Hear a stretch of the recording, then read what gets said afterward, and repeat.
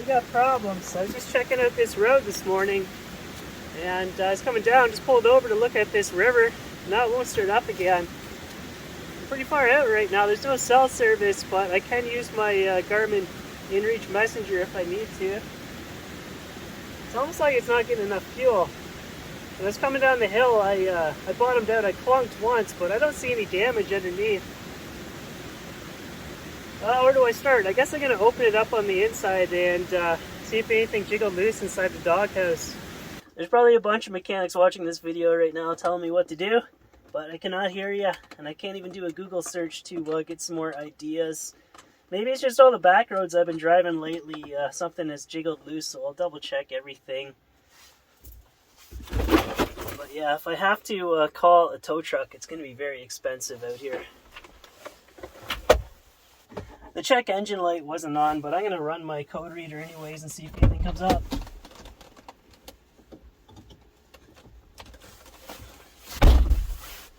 Where are my keys?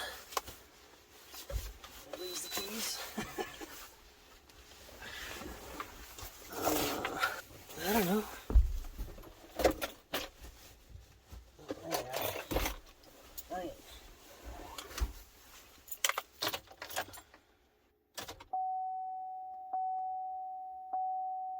So I got a code PO62100 generator L terminal circuit that could be related to the alternator.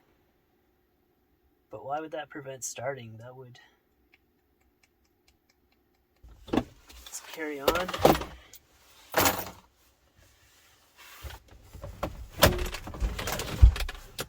This way. I've been looking all through here. I don't see anything out of the ordinary, so I'm going to go back and look under the hood at the fuse panel. This seems like a fuel-related issue to me, so the first thing I'm going to check is the fuse for the fuel pump. It's that green one right there that's doubled up. I had to do that because my alternator needed a signal only when the engine was on. So let's pull that out and look at it. Yeah, that definitely looks like it could be a problem. I don't know why this has suddenly happened. It's been like this for over 8 months. So has something changed in my system to cause this? But I'm just going to shove one of these fuses back into the panel, and I should be good to get back into town. It'll cause a check engine light for my alternator, but that'll be fine.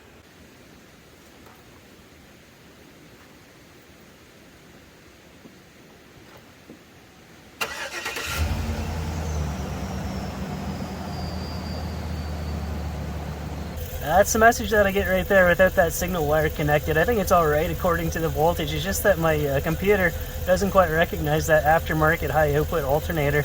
I got an extra one of these piggyback fuse holders. I don't remember reading on the packaging what the maximum amperage is on these things. I just assume that they're designed to carry whatever these mini fuses are capable of doing. But if you think about 30 amps, that's a significant number, like the size of wire that you need to carry that much amperage. So maybe I just slow cooked it over the last 8 months, the longest slow cook that I ever done, until it finally failed on me. But as far as I know, that wire coming off the alternator, it doesn't carry any amperage at all. It just looks for a 12 volt signal, so I didn't need to have another 30 amp fuse in the second socket there.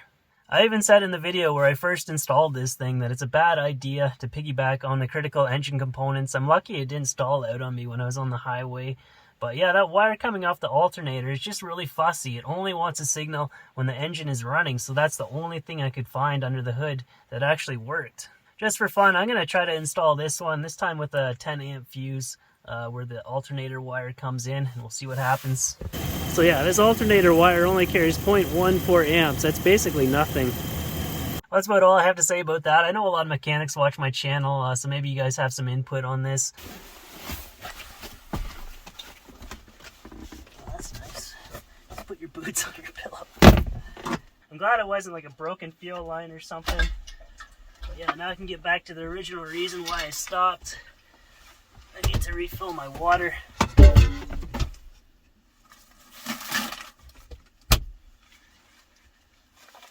My van was clean for a bit. Drop it. There it is.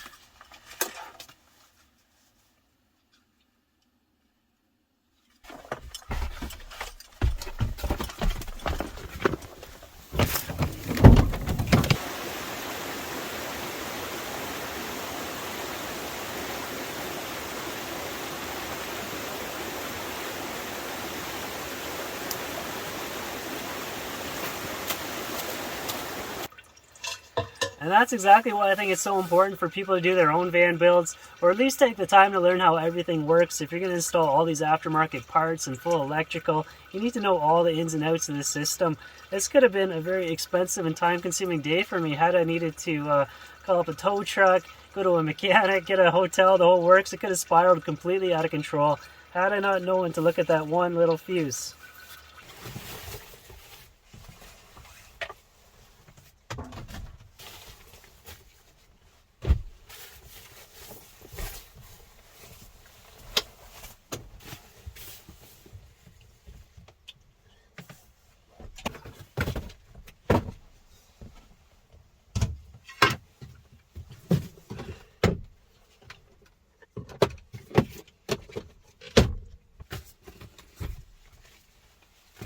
This is going to take a while. I'm keen to get going because I want to go into town and grab a few things. The weather's good tomorrow, so I want to go hiking. I'm going to try to drive with this and hopefully it doesn't spill all over the place.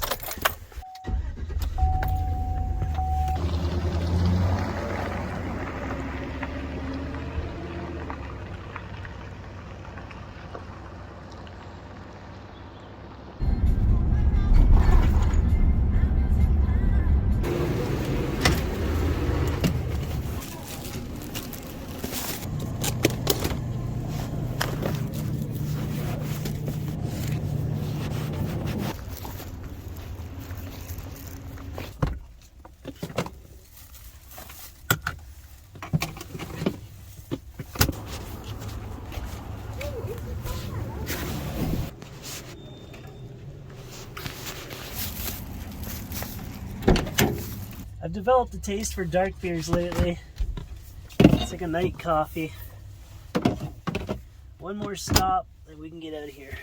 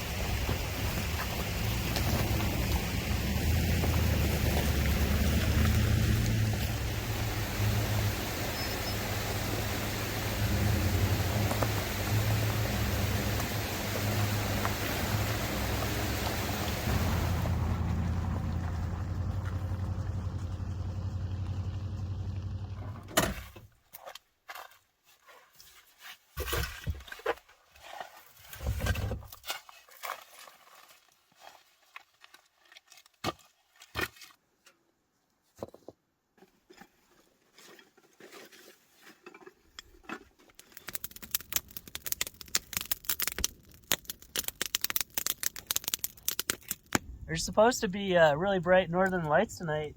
My view over there is kind of blocked by the mountains, but the rest is all clear. It's perfect conditions for it, no clouds or anything, so hopefully I'll see it. It's supposed to be really bright, a big one, big EMP. Maybe it'll knock out all the power grid too. That's a scary situation.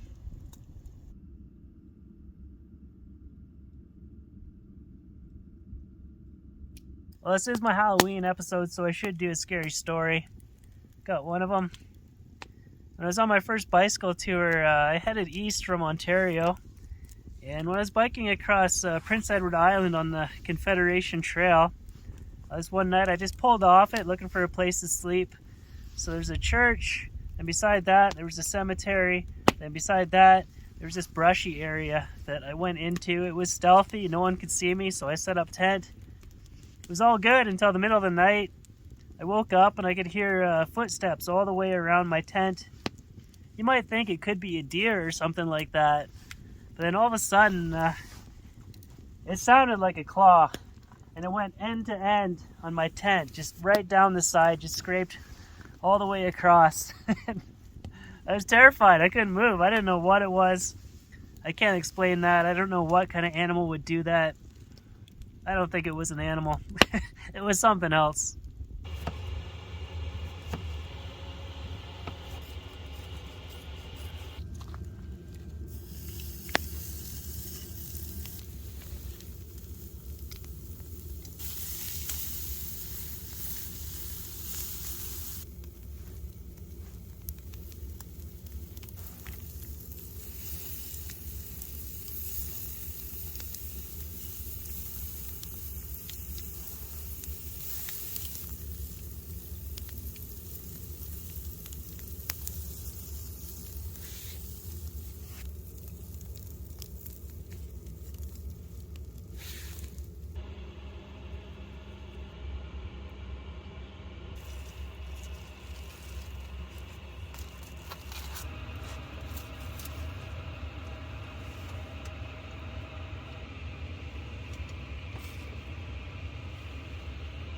No, just like that. That's how you do it. It's incredible.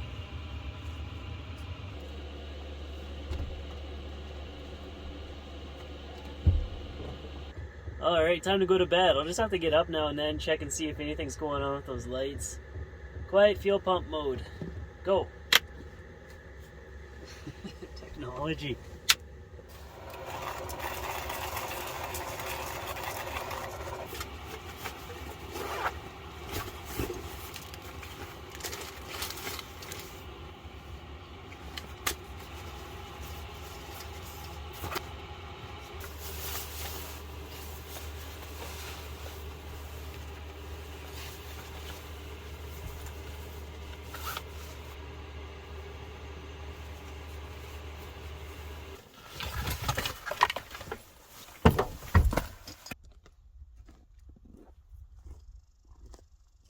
I got up a bunch of times last night looking for the aurora borealis. No, nothing, no luck. That's north in that direction right there. I could see the Big Dipper and Polaris, but not much else. So this morning, this is like a scouting mission to Mount Lostat. Got no idea if you can reach it from this side. It's like a big jagged ridge line and a glacier up there. Just gonna go up, see what happens.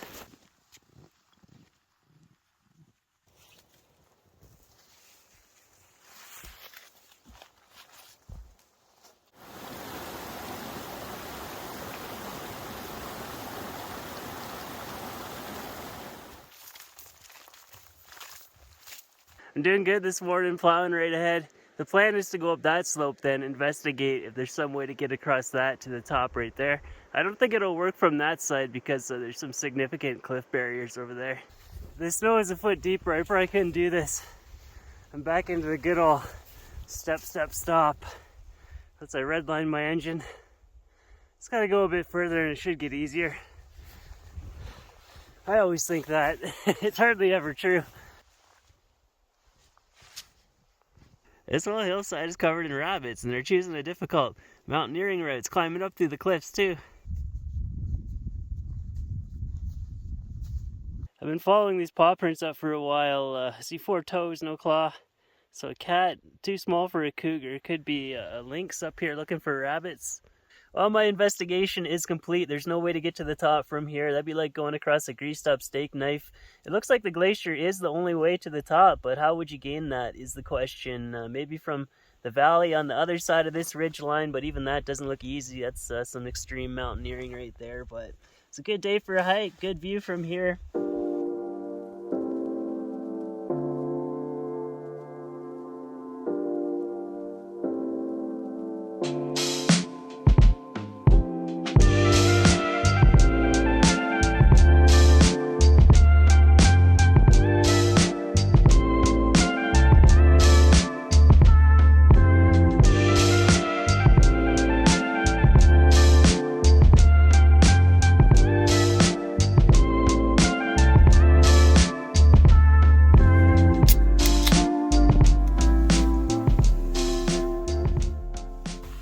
Nice for a second, but now I'm cold. Got some chicken for dinner. I forgot to pull it out of the freezer before I left, so I'm trying to thaw it out with my diesel heater. But yeah, van life stuff. I got a couple more projects jiggling around my brain. The first one is a mini wood stove. I've taken all the measurements and one will fit right here. The only thing that I'm stumped on right now is how to build all the metal heat shielding around it. Wood stoves, they've got a lot of pros and cons that go along with them. One thing that I'm hoping that I'll help with is just removing the extra moisture from the air in here. Even with the diesel heater, I still have problems with condensation on the windows and frost forming on the ceiling. Like right now, coming back from that hike with all my wet gear, it doesn't take much to introduce a lot of moisture into the air. The idea of having a free source of heat that's also really cozy appeals to me. Of course, there's some added weight to it. I was thinking I could remove the trailer hitch. It's really heavy and I've never used it. I was thinking I could just like stash it in the woods for the time being until something comes up where I might need it. I don't want to put like a bike rack or a bin on there or anything. I don't want to make this van any longer. Like when you're on roads like these, you need a short van so you can pull U-turns when you need to. The chimney would come out of the roof like 3 inches, about the same as what my roof vent does, and then I'd have to have a detachable 12-inch extension that goes on top of that for whenever I'm using it. It's kind of a pain to set it up all the time, but I think I'd only use it when I'm out in places like this. And the other idea in the works is to remove the headliner and replace it with a fully insulated cedar tongue and groove ceiling. I'd remove all these bumps and the upper ducting, just leave the bottom ones intact, have it flat all the way across. I think it would look a whole lot better, a lot more finished in here, and I don't think it would weigh a whole lot more than what this already does. I'm happy with my cabinetry and everything. I don't see any need to improve on those. As for the plastic walls, I mean, they're fine as is too. It'd be a heck of a job to frame all those out. I mean, you can barely see them anyways, but one thing I still need to do is stuff them all full of insulation.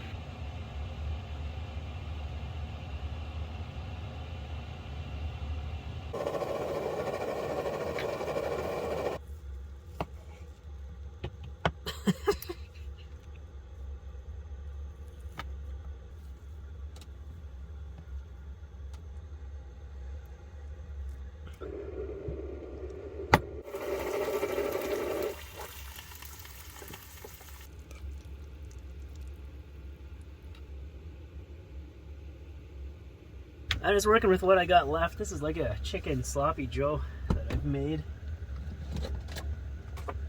Some spinach would go good on there too.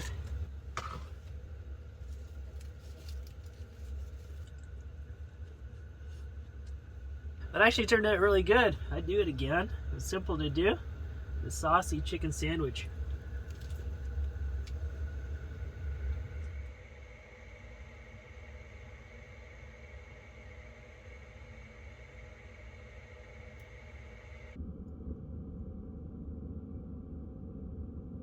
So all that's left to do now is drive back down this hill. Just waiting a bit for the sun to thaw things out so it's not a complete ice rink. But yeah, I've been out here 2 nights and I just checked my battery monitor. I've used 100 amp hour total. I ran the diesel heater non-stop both nights on low power. The fridge was also running. I charged up a bunch of things and I ran the induction too, so I could probably get like 4 nights out of that battery if I needed to. It's got 200 amp hour of usable capacity. Just food for thought if you're trying to size up your own battery system. My diesel tank is just about empty too, just a few drips left in it. I think I came out here with about 7 liters, just waiting for that bigger 15-liter tank to arrive, then we can get more out of that. And this is also the coldest temperature that I've run that new silent diesel heater fuel pump at minus 10 degrees Celsius, and it was working great, no problems with that either. But yeah, I think that's going to be the end of this episode, so thanks for watching, and thank you to Patreon supporters, and I will see you soon.